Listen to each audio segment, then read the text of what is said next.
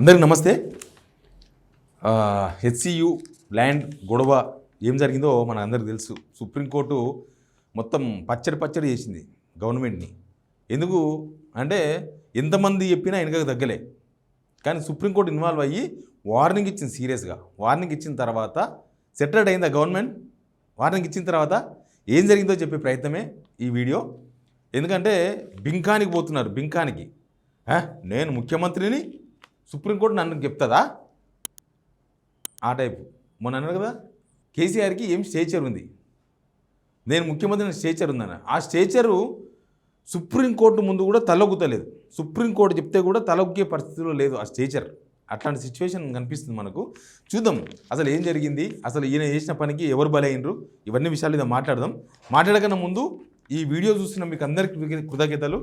ఎస్సీయూ విషయంలో ముఖ్యమంత్రి చేసిన పనికి ఆఫీసర్లు ఎందుకు బలైనరు, సుప్రీంకోర్టు ఆఫీసర్లు ఎందుకు టార్గెట్ ఇచ్చింది, అన్ని అంశాల మీద మాట్లాడదాం. ఈ వీడియో చూస్తున్న మీకు అందరికీ కృతజ్ఞతలు. ఇప్పటిదాకా నడిపించిన మీరు ముందు నడిపిస్తారన్న నమ్మకంతో ఉన్నాం.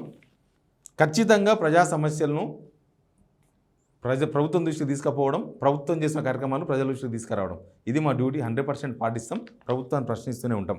ఇక సబ్స్క్రైబ్ చేసుకోండి, కింద ఉన్న ఒక బటన్ ఉంది, దాన్ని నొక్కండి, వీడియో షేర్ కూడా చేయండి. దీన్ని ఏమైంది, సుప్రీంకోర్టు చాలా సీరియస్ అయింది. ఇదంతా అప్డేటెడ్ వార్త. సుప్రీంకోర్టు హైకోర్టు రిజిస్టర్ని పొమ్మన్నది చూసింది, రిపోర్ట్ ఇచ్చిండ్రు. చాలా భయంకరమైన రిపోర్ట్ ఇచ్చిండ్రు. ఆ రిపోర్ట్ చూసిన తర్వాత సుప్రీంకోర్టు ఈయన మాట కూడా వినే ప్రయత్నం కూడా చేయలేదు. ఎందుకంటే అర్థమైపోయింది సుప్రీంకోర్టుకు. కాబట్టి సరే ఏమైందంటే, సుప్రీంకోర్టు ఏమైందో కూడా మీకు తెలుసు. ముఖ్యంగా దీనిలో పర్సనల్గా చీఫ్ సెక్రటరీని బాధ్యులను చేసింది. పని చేసిందేమో సీఎం గారు, బాధ్యులను చేసిందేమో ఇక్కడ బాధ్యులైన. ఎందుకంటే ఈ పాలకులు వీళ్ళంతా ఏమైనా చేస్తారు, కానీ చీఫ్ సెక్రటరీ ఉద్యోగులు ఐఏఎస్లు వీళ్ళంతా పర్మనెంట్. 35 years సర్వీస్ ఉంటుంది వాళ్ళది. అందుకే చెప్పేది, ఈ రాజకీయ నాయకులు వలలో పడొద్దు. రాజకీయ నాయకులు ఎవరైనా ముఖ్యమంత్రిగా ఉన్న వాళ్ళు చెప్తే వినొద్దు. ఎందుకు వినాలి, దానిలో విషయం మీద కనుక్కోవాలి. ఇప్పుడు చీఫ్ సెక్రటరీ బాధ్యురాలని చెప్పింది సుప్రీంకోర్టు. 100% చీఫ్ సెక్రటరీ బాధ్యత వహించాలి. లేకపోతే అక్కడనే ఒక తాత్కాలిక జైలు కట్టి ఆ చెరువు పక్కన ఆ జైల్లో వేయాల్సి వస్తుందని చెప్పి వార్నింగ్ ఇచ్చింది. అసలు సీఎస్ కాకుండా సీఎంకి చెప్పేది ఉండే. కాకపోతే ప్రభుత్వం అంటే ఇక సీఎం అందరూ వస్తారు. అది సీఎంకు వార్నింగ్. ప్రత్యక్షంగా సీఎస్ను కోడ్ చేసిన సుప్రీంకోర్టు, అది సీఎంకే వార్నింగ్ డైరెక్ట్గా. అసలు ఎవరైనా చెప్తే విన్నరా ముఖ్యమంత్రి? స్టూడెంట్స్ ధర్నాలు చేస్తుంటే వాళ్ళకు పెయిడ్ అని వాళ్ళకు ఒక అంటించే ప్రయత్నం చేశారు కలర్. ప్రతిపక్షాల పైసలు ఇస్తే వాళ్ళు అందరూ అనుకుంటారు, అందరూ రేవంత్ రెడ్డి గారు లాగానే ఉంటారు అనుకుంటారు. కానీ సమాజం అంతా రేవంత్ రెడ్డి గారు లాగా ఉండరు. రేవంత్ రెడ్డి ఏంటంటే కొన్ని సంవత్సరాల పైసలు ఇచ్చి కొన్ని బ్యాచ్లు మెయింటైన్ చేసిండు. మీటింగ్ స్టార్ట్ అయితే చాలు సీఎం. రాహుల్ గాంధీ ముందర, సోనియా గాంధీ ముందర, ఢిల్లీ నుంచి ఎవరైనా వచ్చినప్పుడు వాళ్ళందరూ ఉత్తమ్ కుమార్ రెడ్డి అయితే బట్టి విక్రమార్క, రాజనరసింహ వీళ్ళందరూ ఎందుకు కొట్లాడి అనుకున్నాం. ఏందా ఇది ఎవరు మాట్లాడకుండా అని ఓ బ్యాచ్ మెయింటైన్ చేసి డబ్బులు ఇవ్వాలి, తాగుడు ఓపియాలి, బ్యాచ్ అరవాలి. అందరూ అట్లే ఉంటారని అనుకుంటారు. తప్పదు. రేవంత్ రెడ్డి గారు మీరు పొలిటీషియన్ టు పరిపాలకుడు. ఇప్పుడు పరిపాలన తర్వాత ఫస్ట్ చేయండి, పొలిటికల్ తర్వాత చేయాలి. కానీ నేను మొత్తం పాలిటిక్స్ చేస్తున్నాడు. అట్లా వాళ్ళందరి మీద వేసి ముద్రేసి పడేసిండు. గుంటనక్కలు అన్నాడు, ఎవరు చెప్పిన నేను కూడా అన్నీ చేసిండు. చివరికి సిఎస్ బలి అయింది. ఇప్పుడు మన దగ్గర మహిళ ఉన్నారు కదా, సిఎస్ బలి. సరే ఆ పోస్టులు ఎవరుంటే వాళ్ళు బలి. ఇక యాక్చువల్గా సుప్రీంకోర్టులో ఇక్కడ ఉండే అడ్వకేట్ జనరల్ను లేకపోతే ఇంక అక్కడ ఉండే ఎవరినో అడ్వకేట్ సలహాదారును పెట్టలే. చాలా సీనియర్ అడ్వకేట్ గౌరవ్ అగర్వాల్ అని నిమిషానికి ₹1,00,000 తీసుకునే అడ్వకేట్ను వాదింపజేసారు సుప్రీంకోర్టులో. దీనిపైన ఎంతసేపటికి అది అడవి కాదు, అక్కడ జింకలు లేవు, అదే చెప్పే ప్రయత్నం చేసినారు. సుప్రీంకోర్టు చాలా ఘాటుగా స్పందించింది. అది అడివో కాదో తర్వాత కానీ మీరు చెట్లు కూల్చే ముందలా ఏమన్నా ఎక్కడన్నా పర్మిషన్ తీసుకున్నారా, చెట్లు కట్ చేసే ముందలని అడిగింది. ఎందుకు అడిగింది తెలుసా? జస్ట్ 2 daysలోనే 400 ఎకరాల్లో మెజారిటీ చెట్లు, పెద్ద చెట్లు కొట్టేసారంట. ఎవరిచ్చారు రిపోర్ట్? అది హైకోర్టు రిజిస్టర్ ఇచ్చిండ్రు సుప్రీంకోర్టుకు. చాలా వరకు చెట్లు కొట్టేసిండ్రు. అంత డేంజర్ రిపోర్టు. ఆయన ఇచ్చిన రిపోర్ట్లో ఇంకోటి ఉంది, బహుశా అక్కడ విధ్వంసం చూస్తే జింకలు లేకపోతే నెమ్మళ్ళు అవన్నీ పారిపోయి ఉండొచ్చని రిపోర్ట్ ఇచ్చిండు హైకోర్టు రిజిస్టార్. మరి ఇప్పుడు హైకోర్టు రిజిస్టార్ కూడా అమ్ముడు పోయినట్టేనా ప్రతిపక్షాలకి? సుప్రీంకోర్టు కూడా అమ్ముడు పోయినట్లేనా ప్రతిపక్షాలకి? వాళ్ళు కూడా పెయిడ్ బ్యాచ్ అని అనగలరా? అనలేరు కదా. మరి ఒకవేళ వాళ్ళు కూడా పెయిడ్ బ్యాచ్ అయితే మిమ్మల్ని చేసేది, మిమ్మల్ని ఎవడు దేవుడుగా కాపాడలేడు. సుప్రీంకోర్టు కాపాడలేకపోయింది, మిమ్మల్ని ఎవడు కాపాడలేడు. పోనీ ఇప్పుడు ఏమైనా వెనక తగ్గుతున్నారు అనుకున్నారా? ఏం వెనకకు తగ్గుతలేడు అన్న వెనకకు తగ్గేదేలే నల్లమల్ల పులి. ఎందుకు తెలుసా? ఒక కమిటీ వేసారు దీనిపైన. ఓ కమిటీ వేస్తే ఆ కమిటీలో కనీసం అటవీ శాఖ మంత్రి కొండ సురేఖ గారు లేరు. ఎవరున్నారు దానిలో? బట్టి విక్రమార్క గారు, శ్రీధర్ బాబు. ఎప్పుడు అదే శ్రీధర్ బాబు, పొంగులేటి శ్రీనివాసరెడ్డి, బట్టి విక్రమార్క ఇల్లే. ఒకటి జోక్ ఉంటుంది చూసినరా? ఓ జోక్ మీకు చెప్పాలి అనిపిస్తుంది నాకు. ఆ గొర్రె ఎంత అంటే నల్ల గొర్రెనా ఎర్ర గొర్రెనా? నల్ల గొర్రె 5,000. మళ్ళీ ఎర్ర గొర్రె కూడా 5,000. ఆ గొర్రె ఏం తింటుంది? ఏ గొర్రె? ఎర్ర గొర్రె గడ్డి తింటుంది. మరి తెల్ల గొర్రె కూడా గడ్డి తింటుంది. సేమ్ అట్లే అన్నిటికీ వీళ్ళే, సాగుకు వీళ్ళే, బతుకు వీళ్ళే, అన్నిటికీ వీళ్ళే ముగ్గురు. అసలు ఇది అటవీ శాఖకు సంబంధించిన వ్యవహారము. అడవి పోతుందనే సుప్రీంకోర్టు ఇంతకన్నా సీరియస్గా స్పందించింది. కొండ సురేఖ గారికి దీనిలో లేదు, నో పోస్ట్. ఆమె అసలు ఒక్క మాట కూడా మాట్లాడాలి. ఆమె కూడా మర్చిపోయింది, నేను అటవీ శాఖ మంత్రి అన్న సంగతి మర్చిపోయింది. ఈ 4 రోజులు ఇంత గడబడి జరిగితే ఒక్క మాట లేదు.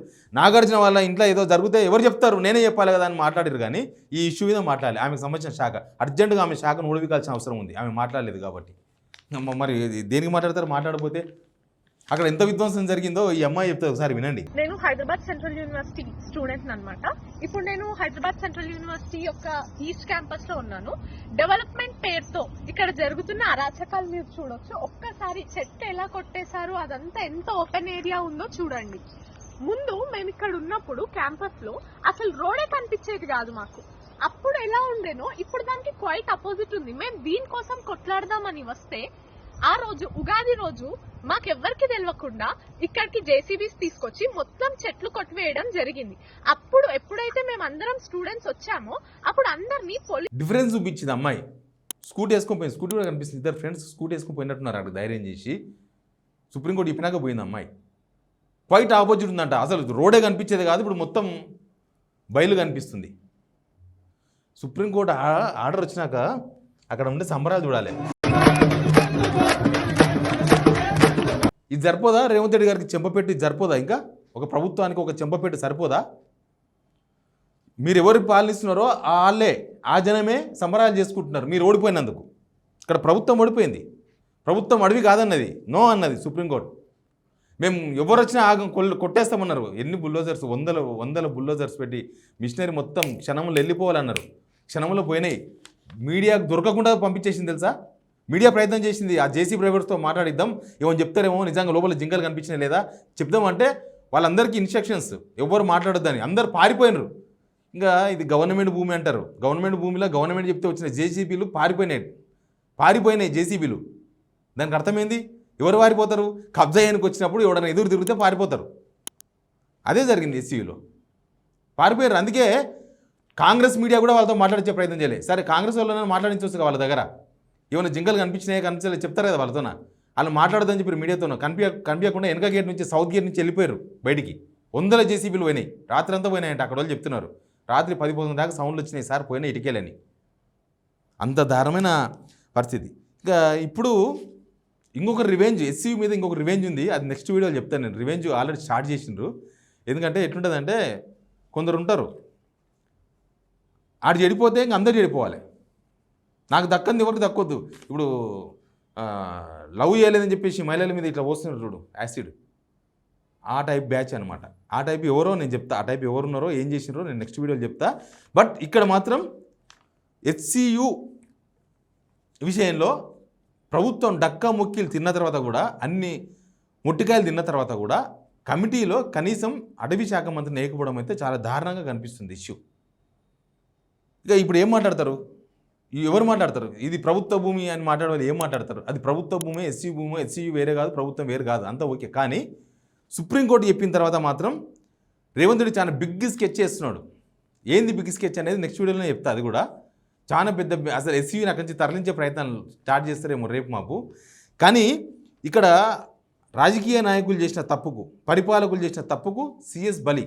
సిఎస్ నిజంగా కంట్రోల్ చేసేది ఉండే.